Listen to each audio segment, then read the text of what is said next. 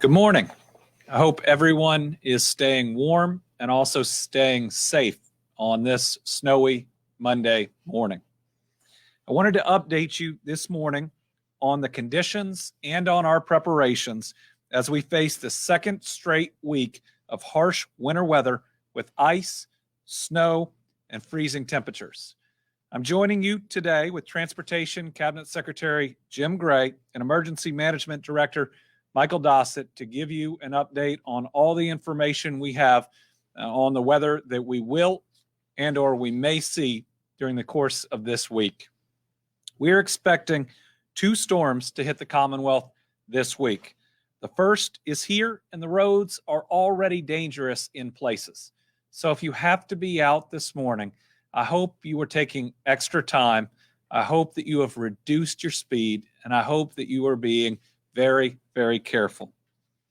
We already have some accidents on our roadways. It is slick and it is dangerous. So again, make sure that you give yourself extra time, even if you're a little bit late. I'd rather you get there intact and healthy than the alternative. These storms will affect most of the Commonwealth with potentially dangerous conditions much of this week. The first began overnight, and these systems are expected to continue through Thursday night. I hope everyone has made preparations, whether that is to work virtually and or the need to potentially heat your home if you lose power. For at least the next 2 days, today and tomorrow, we're advising you to limit travel as much as possible. This will help you avoid dangerous conditions, but it also helps our road crews. The fewer cars that are out there, the faster we can work and the better condition we can get the roads in. If you have to drive, please be careful and take your time. The National Guard has been alerted, and our soldiers are standing by with equipment ready to assist if necessary. In fact, we just had to stand up our first unit in Ashland, which is going to be going door to door to check on those that are more remote and have lost power, and will be transporting people to warming stations if necessary. The heaviest snow will likely fall today during the afternoon rush hour, and some of the Commonwealth could see 6 to 8 inches of snow. Much of central Kentucky could see significant snow accumulations, with the heaviest snowfall beginning this afternoon.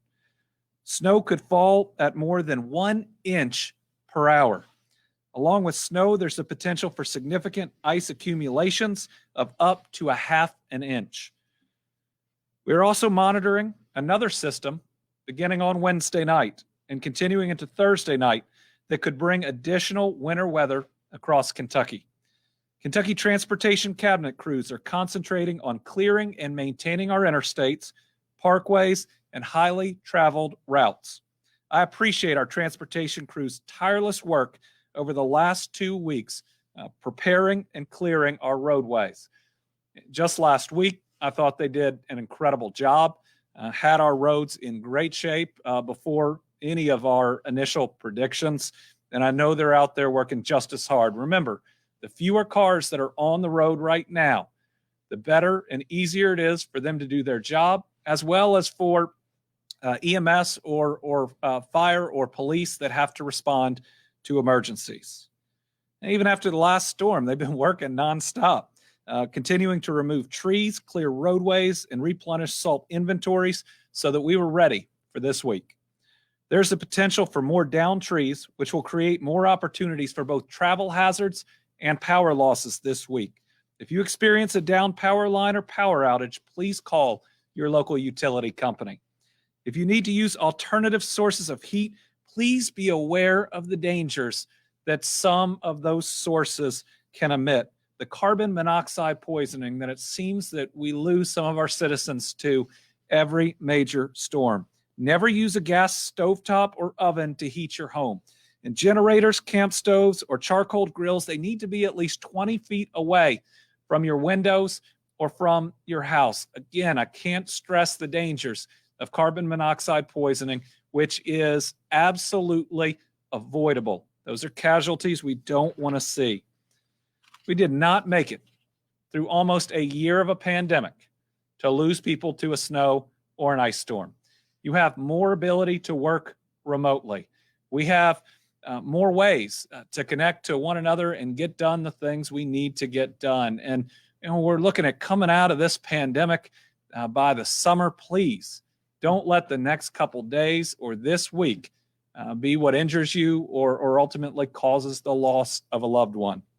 The Kentucky Division of Emergency Management has activated the State Emergency Operations Center that happened last Wednesday, and it's been active ever since. They monitor the earlier storm systems, and they coordinate critical emergency support function partners in transportation, law enforcement, power, and utilities.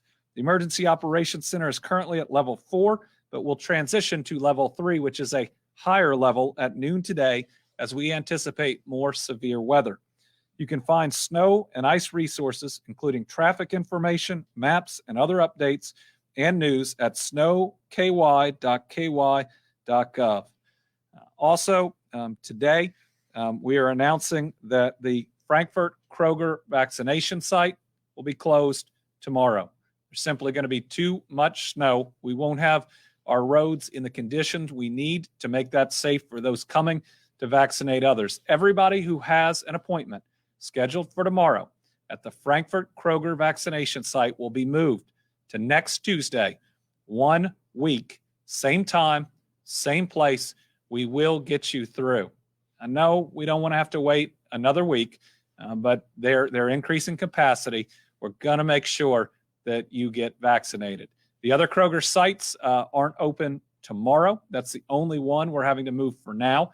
We're going to watch the weather system to make a call on Wednesday, hoping that we can keep all of our other facilities open, whether it's Frankfort on Wednesday or the Horse Park, Northern Kentucky, and Bowling Green on Thursday, Friday, and Saturday. We know how critical those vaccines are, and as long as there's a way to navigate the roadways fairly safely, we will do everything we can to keep those open. But remember, those that come in to provide those vaccinations we need for the next months, and their health and their safety is critical in deploying these vaccines quickly, safely, and efficiently. I now want to turn it over to Emergency Management Director Michael Dossett. He'll provide an update, and then we'll turn it over from there to Transportation Cabinet Secretary Jim Gray.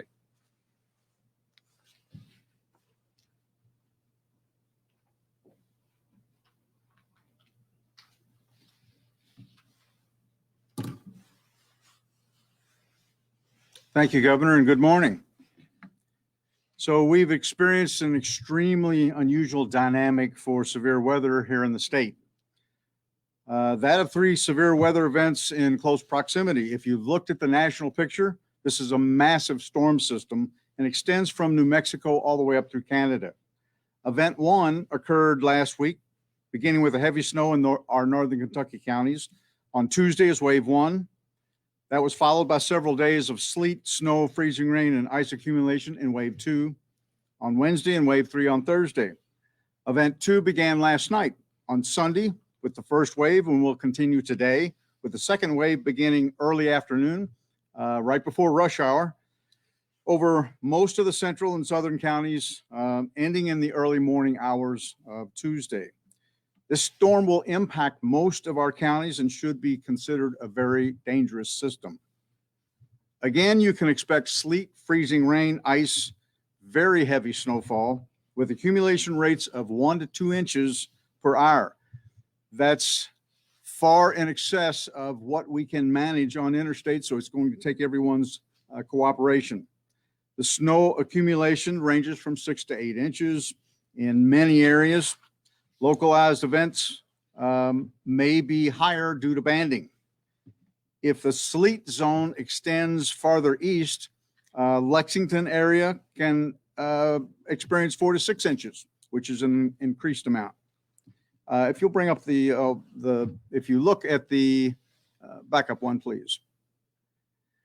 If you can see on the slide, the banding starts all the way down in Paducah and goes up through our northern area, and that's the largest band, and as it moves southwest. This system came up through the Tennessee border, heading toward a northeast direction. So we've seen some impacts overnight, the beginning of South Central and Southeast, mainly in the Cumberland area, have accumulated at least 1/10 of an inch of ice. Across the larger area, we've seen 1 to 3 inches of snow mixed with sleet and freezing rain. At present, severe weather is entering Paducah from the southwest and will be moving northeast again. In anticipation of wave number 2 of this storm, as the governor indicated, the state EOC has been elevated from a steady state at level 4, which is a monitoring of the storms, to a level 3 at noon today, and we'll have representatives from many of our ESF cabinets there. Event number 3 of the three-peat that we're going to experience here in the Commonwealth. That'll begin Wednesday night through Thursday with more sleet, snow, freezing rain, and the possibility of going across the entire region. We've just received a brief update from the Weather Service. We can expect basically more of the same. The accumulations will be smaller, possibly 3 to 6 inches, but again, icing in our southeast regions. Again, as the governor has indicated, we've received our first mission for the National Guard. They've been alerted across the Commonwealth and are standing by with equipment and soldiers. For assistance on a number of missions on the interstate, should we have snowfall that impacts motorists and we experience stranded motorist conditions, assisting with cut and toss chainsaw crews for road clearing, Humvee vehicles and crews for emergency tasking, and assisting relief efforts in a number of our counties that still have power outages. This won't be a heavy concentration snowfall, and blowing and high drifts are also possible. Our search and rescue teams across the Commonwealth have been alerted, again, for the same type missions in our local jurisdictions, looking at interstates and parkways. So we have demonstrated the resilience of Kentuckians. We've navigated the most severe event last week, and with your continued awareness of surroundings and diligence in checking on our friends and neighbors, let's please double our efforts and special attention to our state and local emergency responders that will be assisting us the remainder of the day and into tomorrow with the dangerous storm conditions. Thank you. Back to you, Griffin.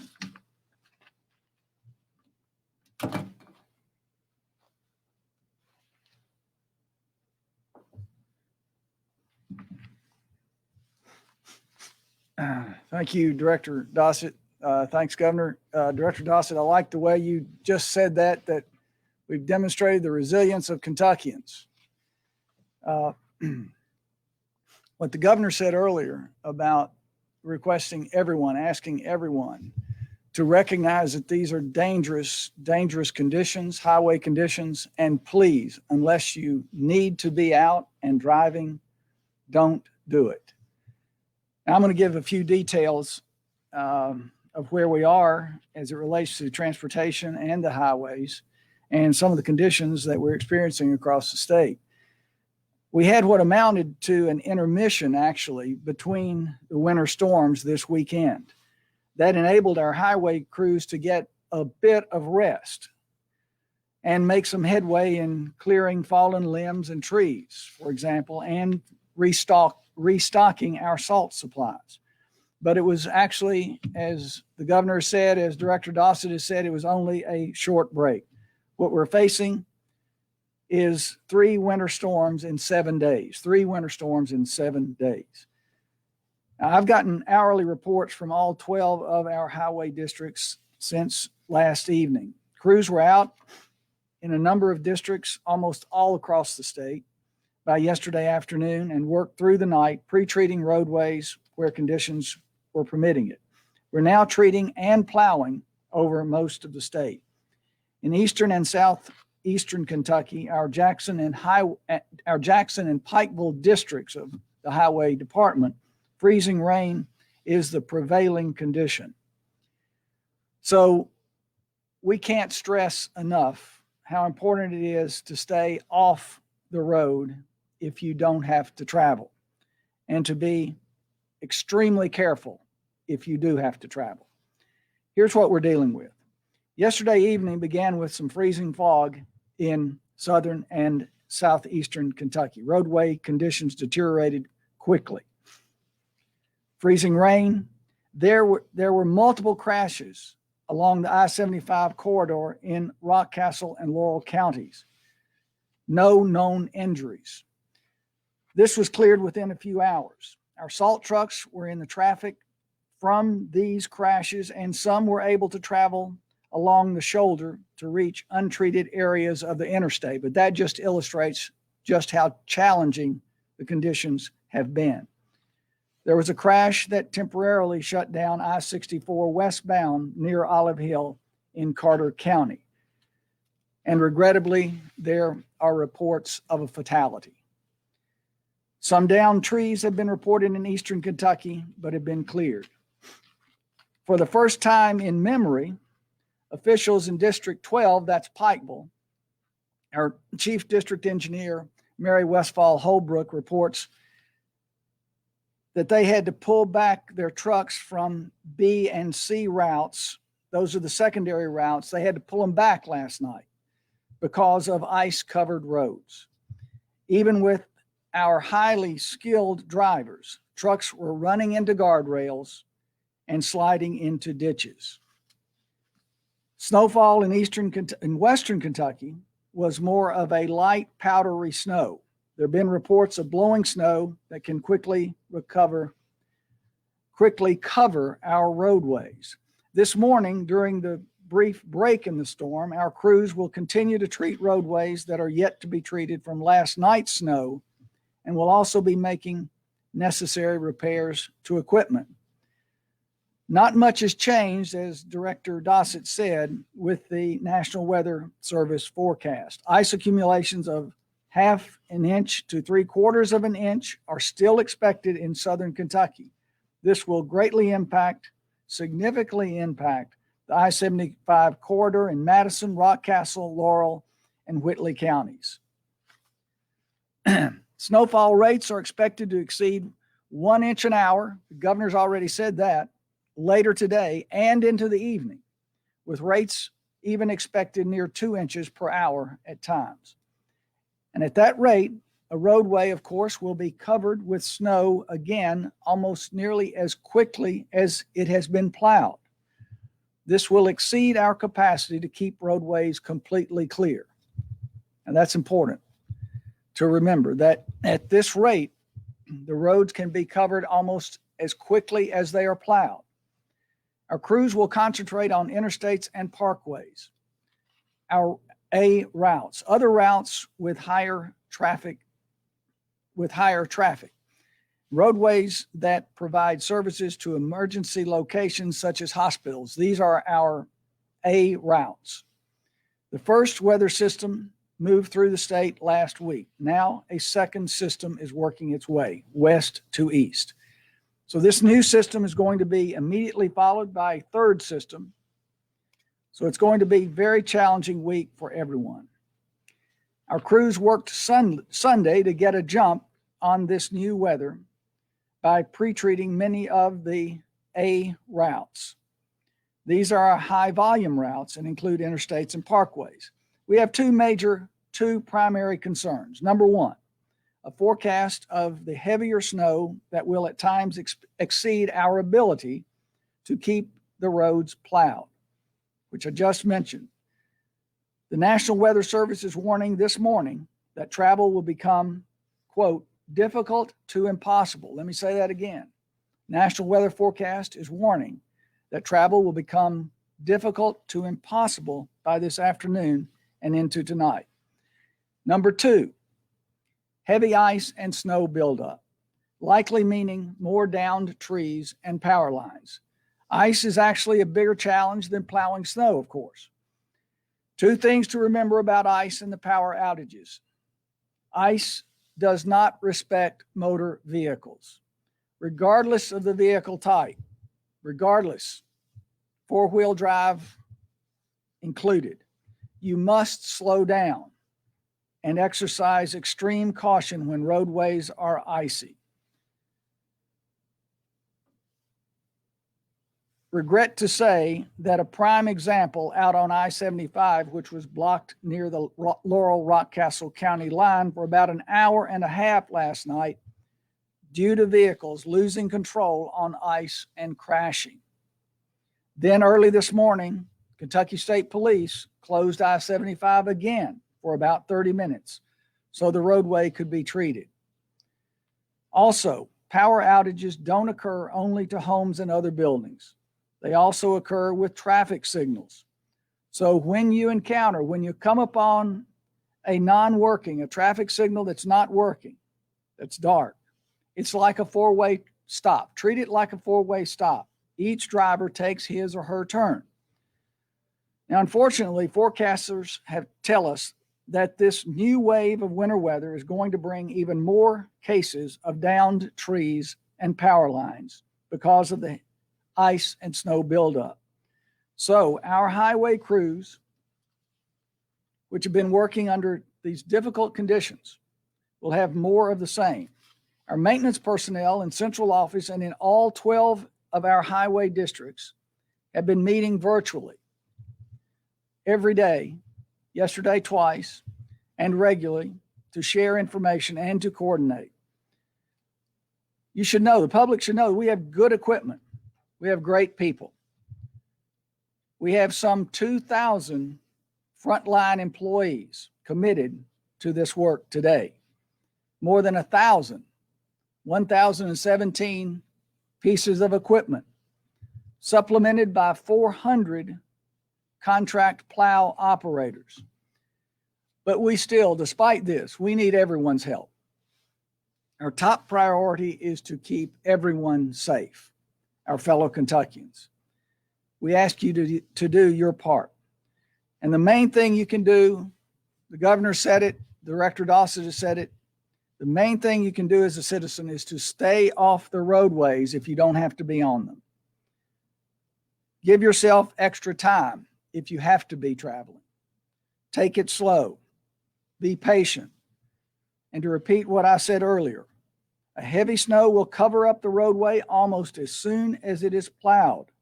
But we are aiming to make sure priority routes are passable. We are working on ensuring that our major routes are passable.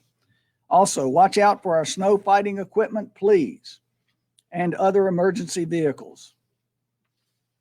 Friday afternoon, on behalf of the governor, I signed an official order temporarily suspending certain motor carrier restrictions for those involved in power restoration efforts and the delivery of critical goods and fuel within affected areas. Now, you can keep up to date with conditions through our website, snowky.ky.gov. And please remember, the Kentucky State Police reminds us, please, during these conditions, don't call 911 for weather conditions. Please go to the website, snowky.ky.gov. And on that site, you can find links to our social media platforms, Facebook, Twitter, Instagram. We use those platforms to pump out information. Thank you, and Governor, turn it back over to you. Thank you, sir.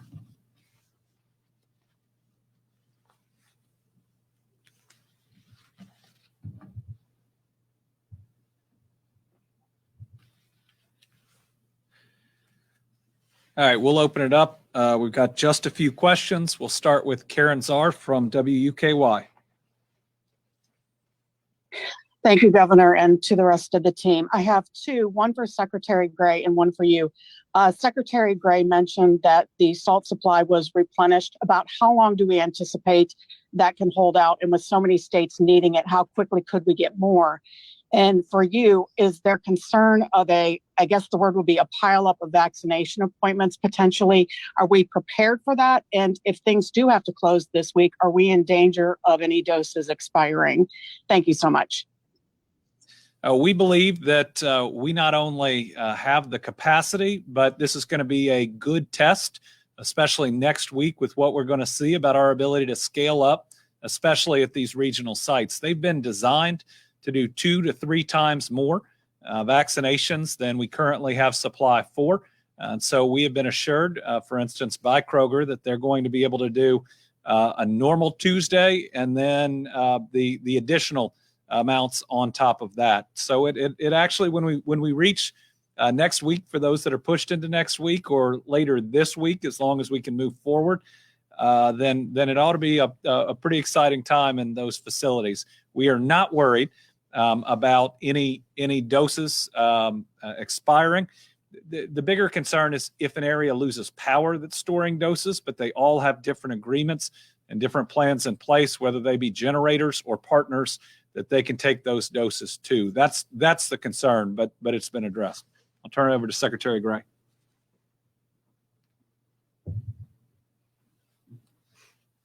So Karen, in terms of our salt supply, simply put, we are in good shape. We started out the season with plenty of reserves. In the Louisville's, there's a stockpile in the caves actually of 100,000 tons. And I think we're at about 85 to 90,000 tons there. There are cases, of course, in counties occasionally where there will be a shortage. And that's when the state comes in with its supply to bolster those reserves. Thank you. Tom Latek from Kentucky Today.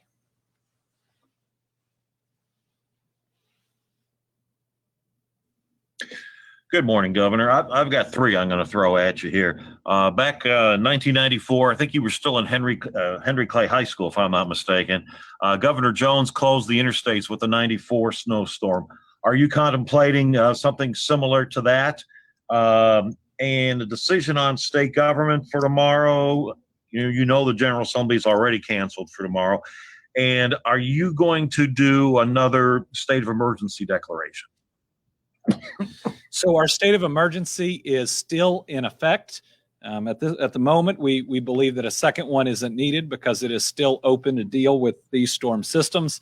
Obviously, Director Dossett is who we will take guidance from on that, because the state of emergency doesn't just free up resources, but it's also critical to get reimbursement if we have high enough expenses for it to qualify with the federal government. And that's one of the reasons that a 30-day limit on emergencies can be a real challenge when you're looking at getting reimbursement from. We typically deal with flooding that can last for a significant period of time. In 1994, yes, I was at Henry Clay. I was waiting to take my driver's test, and it got delayed roughly 2 weeks because of that storm. I remember it well. We are not currently looking at closing all of the interstates with a blanket order. We will continue to monitor conditions and in sections or segments do what's necessary. But we're getting continuous updates from the National Weather Service, and I'm getting those updates from emergency management. State government will be addressing here in a little bit. We have new tools that COVID has forced us to have, the ability for people to work virtually. So much of state government worked virtually for a significant period of time. What we have to do is take kind of our traditional, our offices open or closed, and fit it now into our current era where we have the ability for people, most people, to work from home. So we'll be looking at the forecast and putting that out here soon for state workers. I will be doing the 4 o'clock today. I'm not too far from this building where I live, so I can get over here, and we have the ability to do it almost entirely remotely. Given that we have had 5 straight weeks of declining case numbers and declining positivity rates, we want to go over those trends tonight, as well as where we are in vaccinations. Now, this weather is going to slow down our vaccinations some, but we believe we are going to be able to pick back up fully that next week, wherever that is for people. But what you'll see is we still hope we'll be over 90% for the week, but wherever we are, that next week will be 120% or 135%. It's unfortunate, but it's unavoidable. But we got those vaccines ready to go, and we've got the capacity that we've talked about to do a lot more than we're getting right now. Amina Alahi from WFPL. Hi, Governor. Thanks for taking my question. I wanted to clarify exactly which regional vaccination sites are or will be closed over the next, today or tomorrow, if you could clarify. And also just based on your comments just now, it sounds like although there is going to be a slowdown in vaccinations, you're not particularly concerned about sort of the long-term trajectory of vaccinations in Kentucky. Could you just expand on that, please? We are not concerned about the long-term trajectory. It does delay some people a week, and that's a big deal to those people. I don't want to downplay that at all. We've been waiting for these vaccines for so long, and it's unfortunate that it's going to push it back a week. But when we look at the long-term trajectory, a week isn't going to slow us down in when we hit immunity, because so much supply is expected later. We're hoping what we're getting right now is a trickle compared to what we will get late spring and moving into the summer. And that's really what's going to drive us from getting as many people as we can every week vaccinated, especially those at the most harm, to moving into immunity. But those that are significantly at risk that we're going to get their vaccine this week, be really careful if you were going to get it tomorrow. Now, the only Kroger Regional Center that was going to be open tomorrow is the new Frankfurt one. So that's being pushed a week. Everybody else, the other ones that have been open are Thursday, Friday, Saturday vaccination clinics. Now the hospitals that are helping us out in this effort, they run their own schedules, so people need to check with them. Obviously, the numbers that they can call are on our vaccine website, so make sure you check on your appointment. But remember, if you have booked an appointment, it may be moved, but you still have your spot. You still have your slot. You are not going to lose it, but make sure you know when it is. For all of the Kroger regional sites, it's been moved 1 week, but same time, same location. We need you to show up for that. And it's exciting about where we are, and we'll talk about it tonight in vaccinations. We're well over 500,000 Kentuckians that have received their first shot, and we are moving in the right direction. If you think about our first case, not quite being a year ago, and 1 year later, we'd have effective vaccines, 90+% effective, and we'd have 11-12% of our population already vaccinated. It would have been unbelievable at the time. But everybody on the weather today, stay safe. We think we lost 2 people, 2 Kentuckians to the weather last week. We are waiting to see if we've already lost 1 from what happened overnight. We don't want to lose anybody else. Again, we've been through too much. We've sacrificed too much. You have the ability to work virtually and stay off the roads more than ever before. So take care of one another. Check on your neighbors, especially if you lose power and you have seniors or those who are tougher to reach or might have extra needs. Be a good neighbor. I know you've done it for the last 11 months, and let's do it for this next week, and we will take care of each other.